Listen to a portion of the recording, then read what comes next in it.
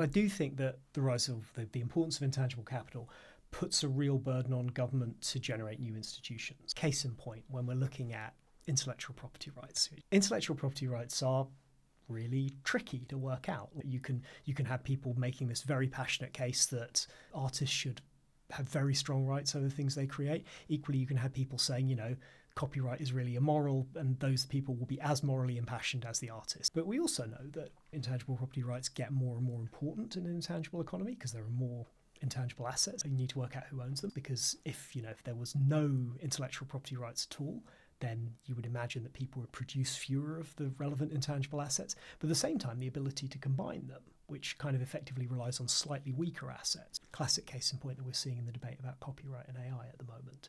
I think if you allowed the creative industries to entirely set the terms of the debate, you'd basically have, AI models wouldn't be allowed to train on any creative data. So you kind of want to combine things, and you basically need institutions to govern that in a sense. But those institutions don't exist at the moment. And you kind of say, well, okay, what's government's track record at creating new institutions?